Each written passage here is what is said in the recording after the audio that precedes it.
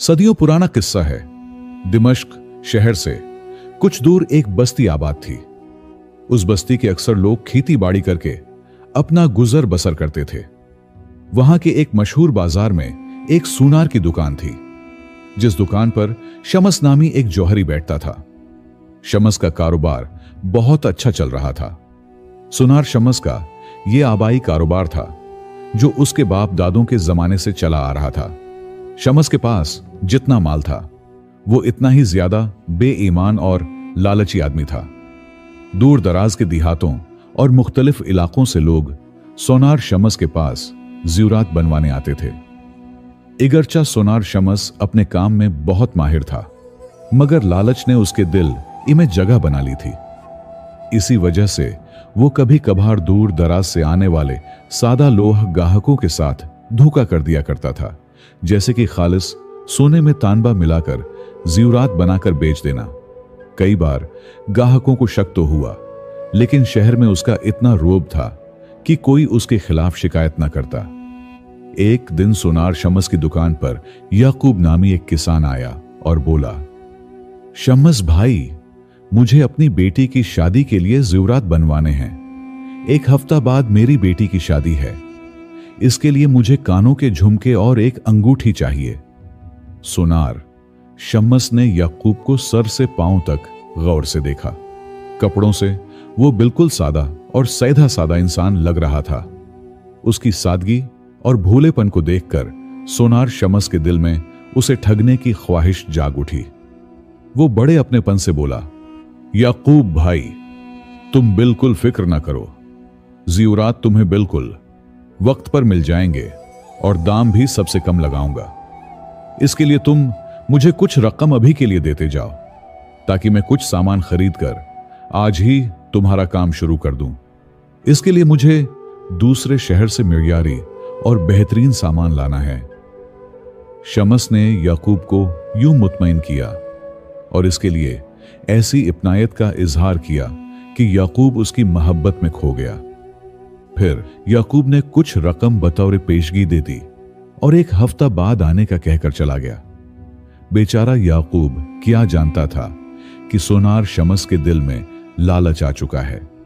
वो तो अपनी बेटी रुबाब की शादी के लिए इतना पुरजोश था कि बेहतरीन सामान का ऑर्डर देने की खुशी में फौरन अपने गांव लौट गया।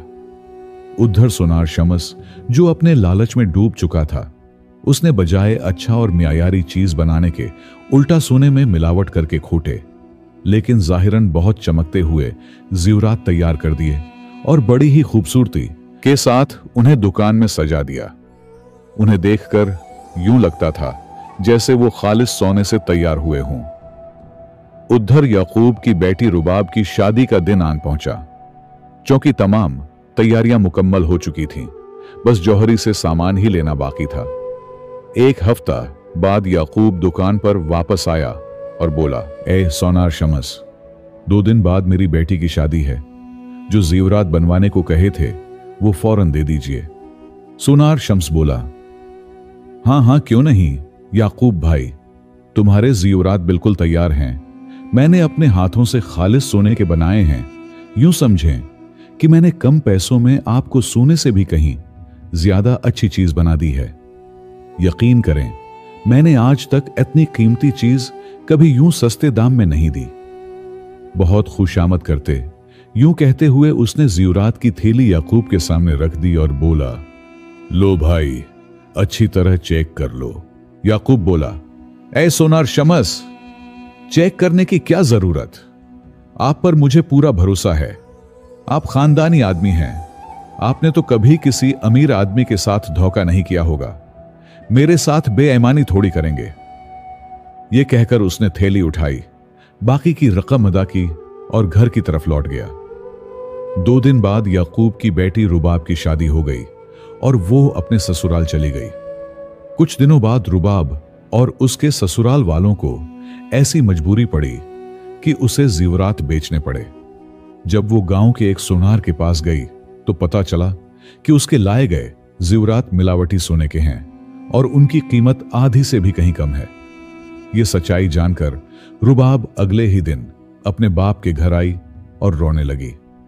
अब्बा जान, आपकी वजह से मुझे ससुराल में बहुत रुसवा होना पड़ा।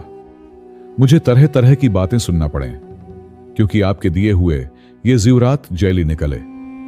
याकूब हैरान रह गया और बोला, बेटी, ये कैसे हो सकता है? ये ज़ेवरात तो मैंने शहर के सबसे बड़े सोनार शमस से बनवाए थे। वो मेरे साथ ऐसी बेईमानी क्यों करेगा? फौरन याकूब सोनार शमस की दुकान पर पहुंचा और ज़ेवरात उसके सामने रखते हुए बोला, ए सोनार शमस, मैंने आपसे अपनी बेटी के ज़ेवरात बनवाए थे। मैं नहीं जानता था कि आप इसमें बेईमानी करेंगे, मगर आप तो अपनी सोच से भी ज्यादा बुरे निकले। जनाब जौहरी साहब, आपके बनाए ये ज़ेवर खोटे और जाली हैं। ये सुनते ही सोनार शमस गुस्से से सुर्ख हो गया और बोला, ऐ बूढ़े शख्स, तुम हो कौन और ये क्या बहकी बहकी बातें कर रहे हो? मैं इस शहर का सबसे बड़ा सोनार हूं। पूरा शहर जानता है कि मैं कभी धोखा नहीं देता। फिर वो अपने मुलाजिमिन से बोला, मुझे तो यह कोई ठग लगता है जो मुझसे जबरदस्ती पैसे पैसे ऐंठना चाहता है। इससे पहले कि मैं इसे कोई औजार मारूं, इसे धक्के मारकर मेरी नजरों से दूर कर दो।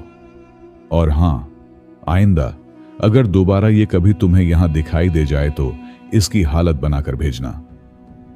बेचारा याकूब रोता गिड़गिड़ाता रहा, मगर सोनार शमस ने एक न सुनी और मुलाजिमीन ने उसे धक्के देकर बाहर निकाल फेंका।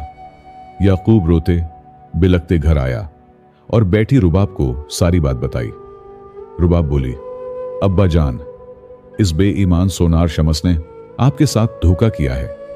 हमें शहर के कोतवाल के पास जाकर शिकायत करनी चाहिए। याकूब बोला, बेटी, वो शहर का सबसे बड़ा सौदागर है। उसकी रसाई बादशाह के बड़े बड़े अफसरों तक है। कोई हमारी नहीं सुनेगा। समझो, मेरी खून पसीना की कमाई डूब गई। रुबाब बोली, अब्बा जान, मैं आपकी मेहनत की कमाई यूं जाया नहीं होने दूंगी। आप परेशान ना हो। अगले दिन रुबाब ससुराल वापस लौटी और अपने शौहर अब्दुल मालिक को सारी बात बताई कि किस तरह शहर के बड़े सोनार शमस ने उसके बाप को जाली ज़ेवरात थमाकर ठग लिया। अब्दुल मालिक बोला, ए मेरी बीवी, इस बेईमान सोनार शमस ने हमारे बुजुर्ग के साथ जो धोखा किया, उसकी सजा उसे जरूर मिलेगी। ठगी क्या होती है मैं उसे सिखाऊंगा। उसे ऐसा सबक दूंगा कि दोबारा किसी को धोखा देने से पहले वो 100 बार सोचेगा। अब्दुल मालिक निहायत ज़हीन और चालाक नौजवान था। उसने सोनार शमस को सबक सिखाने की तदबीर सोचनी शुरू कर दी। एक दिन अब्दुल मालिक नदी पार करके दूसरे गांव जा रहा था कि उसे नदी के किनारे एक चमकती हुई चीज नजर आई। उसने उठाया तो वो शीशे का एक टुकड़ा था जो दूर से हीरे जैसा लगता था। उसने इसे घर लाया, अच्छी तरह धोकर साफ किया तो वो बिल्कुल हीरे जैसा चमकने लगा। इसे देखते ही अब्दुल मालिक के ज़हन में सोनार शमस को सबक सिखाने का एक शानदार मंसूबा आ गया। अगले दिन अब्दुल मालिक ने अपना भैंस बदला और दिमश्क की उस बस्ती की तरफ रवाना हुआ। मुख्तलिफ लोगों से पूछता पूछता वहां सोनार शमस की दुकान पर पहुंचा। दुकान पर बेशुमार हीरे, जवाहरात और सोने के जेवरात सजे थे। सोनार शमस हीरे का बहुत बड़ा माहिर था और उसके पास एक से बढ़कर एक नायाब हीरे थे। शहर के उमरा और बादशाहों तक के लोग उसकी दुकान पर आते थे, मगर वो कमजोर और गरीब लोगों को ही अपनी बेईमानी का निशाना बनाता था। अब्दुल मालिक जब उसकी दुकान पर पहुंचा तो उसने शमस से जाकर कहा, ए सोनार शमस, मैं आपके लिए एक निहायत कीमती और नायाब हीरा लाया हूं। यह हीरा कई पुश्तों से हमारे खानदान में महफूज था। मेरी मां के विसाल के बाद यह मुझे वर्षा में मिला।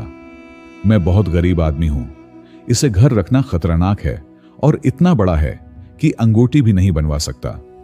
मुझे अपने घर के इखराजात के लिए पैसों की जरूरत है, इसलिए यह हीरा बेचने आया हूं। यह सुनकर सोनार शम्स हीरा देखने को बेचैन हो गया। उसने अब्दुल मालिक को सिर से पांव तक देखा और सोचा कि यह गरीब और भोला आदमी है। उसने जब वो हीरा देखा तो बोला, मुझे लगता है कि यह हीरा नहीं, महज शीशा है तुम्हारी अक्ल ठिकाने पर नहीं। अरे मुझे कोई बेवकूफ समझा है कि मैं तुम जैसे आम आदमी के झांसे में आ जाऊंगा? उरे, मैं लोगों की आंखों में धूल झोंक सकता हूं, लेकिन मुझे कोई बेवकूफ नहीं बना सकता। और तुम हो कि एक शीशे के टुकड़े को हीरा कहकर मेरे पास बेचने आ गए। अब्दुल मालिक घबरा तो गया, मगर फौरन खुद को संभाला और बोला, ऐ सोनार शम्स, मैं कसम खाकर कहता हूं, यह वाकई निहायत कीमती हीरा है जो वालिद ने मां को दिया था, और यह हमारे खानदान में बहुत सदियों से चला आ रहा है। हमने उस खानदानी निशानी को बरसों से महफूज कर रखा है। पहले तक तो हमारा गुजारा चलता रहा, लेकिन अब घर के हालात खराब हैं, इसलिए मजबूरन बेचने चला आया हूं। मैं ये नहीं कहता कि आप ही खरीद लें, आप इसे अपने पास रख लीजिए। जब कोई गाहक पसंद करे तो बेचकर रकम मुझे दे देना। 1 महीना, 2 महीने, 6 महीने, जब भी बके मैं पैसे ले लूंगा। क्या आप मेरे लिए इतना भी नहीं कर सकते? यह सुनकर सोनार शम्स सोच में पड़ गया और आखिरकार वो जैली हीरा अपने पास रख लिया और बोला, ठीक है, रख लेता हूं, मगर बताओ कितनी कीमत रखूं? अब्दुल मालिक बोला, कम से कम 10,000 अशरफियां। सोनार शम्स हंस पड़ा और बोला, 10,000 में तो कभी नहीं बिकेगा। खैर, कोई बात नहीं, छोड़ जाओ, अगर बका तो रकम दे दूंगा। अब्दुल मालिक ने जाली हीरा उसके हवाला किया और चला गया। 3 महीने गुजर गए, हीरा वैसे का वैसा पड़ा रहा। उधर अब्दुल मालिक ने अपना मंसूबा आगे बढ़ाया। उसने अपने एक दोस्त फरहाद से मदद मांगी। फरहाद ने फौरन हां कर दी। अब्दुल मालिक ने उसे पूरी तदबीर समझाई और उसका भैंस बादशाह के दरबारी खादिम जैसा बना दिया। फरहाद दुकान पर पहुंचा और बोला, मैं पड़ोसी सल्तनत की शहजादी का खादिम हूं। शहजादी मोतियों की माला में जड़वाने के लिए एक निहायत कीमती हीर खरीदना चाहती हैं ताकि अपनी सहेली को तहफा दें। पूरे शहर में आप जैसा कोई बड़ा सुनार नहीं, इसलिए सबसे पहले आपके पास आया हूं। अपनी तारीफ सुनकर सुनार शम्स बहुत खुश हुआ, खूब खातिर तवाज़ो किया और एक से बढ़कर एक हीरे दिखाने लगा। फरहाद हर हीरे में कोई ना कोई ऐब निकालता रहा। आखिरकार सुनार शम्स थक गया, कोई हैरा बाकी ना बचा। तब उसे अब्दुल मालिक का दिया हुआ शीशे का टुकड़ा याद आया। सोचा कि शहर का सबसे बड़ा सुनार हूं, शीशे को हीरा कहकर बेचना ठीक नहीं, मगर और कोई चारा भी नहीं। उसने वो जैली हीरा आगे बढ़ाया और बोला, हुजूर, सारे हीरे दिखा दिए जो पसंद ना आए, बस ये आखिरी हीरा है जो मेरे एक दोस्त ने बेचने को दिया था, देख लीजिए। वो जाली हीरा देखते ही फरहाद खुशी से अच्छल पड़ा और बोला, वाह वाह, क्या शानदार चीज निकाली है आपने, क्या चमक है, क्या कारीगरी की है किसी कारीगर ने। शहजादी उसे देखकर खुश हो जाएंगी। बताइए कीमत क्या है? सोनार शम्स दिल ही दिल में खुश हो रहा था कि यह शख्स बिल्कुल इनाड़ी है। उसने सोचा, अगर कम कीमत बताऊंगा तो सस्ता समझकर छोड़ देगा। उसने कहा, मालिक ने मुझे 20,000 अशरफियां बताई हैं। फरहाद बोला, 20,000 बिल्कुल ठीक हैं, मगर मैं इतनी रकम साथ ना लाया। फिलहाल मेरे पास सिर्फ 5,000 हैं। ये 5,000 बतौर बयाना रख लीजिए, बाकी 1 हफ्ता में देकर हीरा ले जाऊंगा। सोनार शम्स राजी हो गया। फरहाद बोला, सौदा पक्का, मगर एक शर्त है, अगर 1 हफ्ता में मैं ना आया तो 5,000 आपके हो जाएंगे, लेकिन अगर आपने ये हीरा किसी और को बेच दिया तो मुझे 5,000 वापस और 5,000 जुर्माना, यानी कल 10,000 देने होंगे, क्योंकि ये शहजादी के लिए है, कोई गड़बड़ नहीं चाहिए। सोनार शम्स बोला, कबूल है। दोनों ने शर्त लिखी, दस्तखत किए। फरहाद ने 5,000 देकर चला गया। सोनार शम्स के दिल में लड्डू फूट रहे थे। वो खुद को सबसे होशियार समझ रहा था। वो रात भर जागता रहा, सिर्फ अपने फायदे की बातें सोचता रहा। 2 दिन बाद अब्दुल मालिक दोबारा दुकान पर आया और बोला, ऐ सोनार शम्स, मेरी अमानत जो कई महीनों से आपके पास पड़ी है, अगर बिक गई हो तो रकम दे दीजिए, वरना वापस कर दीजिए। सुना है शहजादी का कोई खादिम बहुत कीमती हीरा ढूंढ रहा है। शायद मेरा हेरा पसंद आ जाए। ये सुनते ही सुनार शमस पर बिजली गिर गई, उसके होश उड़ गए। अगर अब्दुल मालिक को बताया कि हीरा बेस हजारे में बिका तो सारी रकम उसे देनी पड़ेगी, अगर वापस किया तो फरहाद को 10,000 जुर्माना देना पड़ेगा। सुनार शमस ने तदबीर सोची और बोला, भाई सच, मगर आप तो इसे शीशा कह रहे थे। सुनार शमस बोला, गलती हो गई थी, अब समझ आ गई। वही 10,000 अशरफियां जो तुमने मांगी थीं, ले लो। अब्दुल मालिक बोला, ठीक है, दे दीजिए। सुनार शमस ने तिजोरी से 10,000 अशरफियां निकालें और अब्दुल मालिक के हाथ पर रख दिए। अब्दुल मालिक थैली लेकर चला गया। अब सुनार शमस को लगा कि मसला हल हो गया। उसने अब्दुल मालिक को भूला भाला समझकर बहुत खुशी मनाई। हफ्ता गुजर गया, शहजादी का खादिम यानी फरहाद वापस न आया। महीने गुजरते गए, कोई न आया। सुनार शमस को पता चला कि उसने शीशे के टुकड़े के बदले अब्दुल मालिक को 10,000 दिए और फरहाद से सिर्फ 5,000 लिए, यानी खालिस 5,000 का नुकसान हो गया। जब बहुत दिन गुजर गए तो सुनार शमस ने कोतवाल के पास जाने का सोचा, मगर फिर ख्याल आया कि अगर बात खुल गई तो सारी इज्जत मिट्टी में मिल जाएगी। लोग कहेंगे कि शहर का सबसे बड़ा सुनार एक देहाती से धोखा खा गया। वो चुप रह गया, नुकसान बर्दाश्त कर लिया।